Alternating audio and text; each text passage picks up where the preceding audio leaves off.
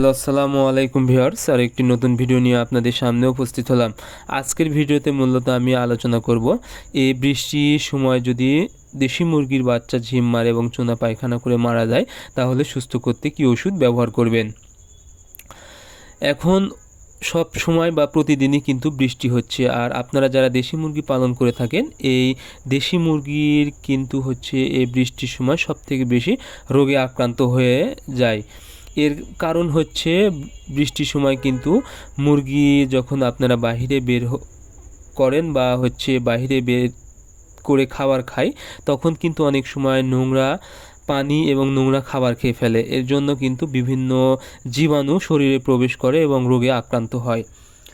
এজন্য আপনাদের যদি মুরগি চুনা পায়খানা করে এবং ঝিম মারে সেক্ষেত্রে আপনারা ওষুধ হিসেবে ব্যবহার করবেন জেন্টাব্যাক।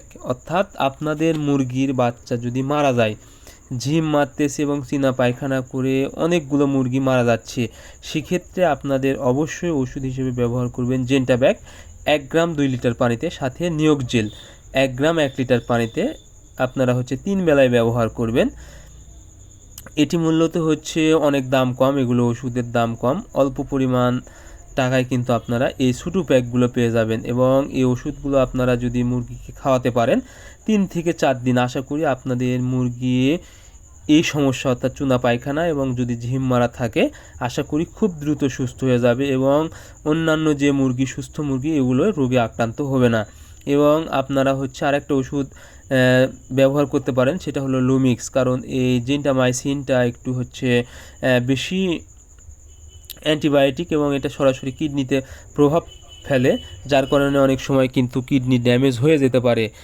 এই জন্য আপনারা অবশ্যই এই সময় কিডনি টনিক ব্যবহার করতে পারেন লুমিক্স। এটাও ছোটো প্যাক পেয়ে যাবেন 1 মিলি 1 লিটার পানিতে 1 বেলা, তাহলে আপনাদের মুরগি একদম পুরোপুরি সুস্থ হয়ে যাবে।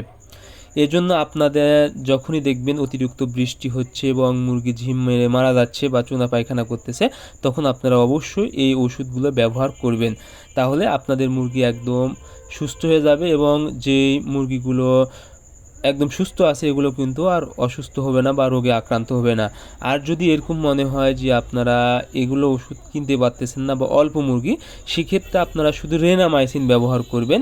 রেনামাইসিন 1 গ্রাম 1 লিটার পানিতে, যদি সেটাও না পারেন তাহলে একটা ট্যাবলেট 4 লিটার পানিতে বা খাবারের সাথে গুঁড়া করে মিশিয়ে দিবেন। এটা একটা ট্যাবলেটের দাম 4 থেকে 5 টাকা লাগতে পারে, তাও কিন্তু আপনাদের মুরগির বাচ্চা অনেকটাই সুস্থ থাকবে।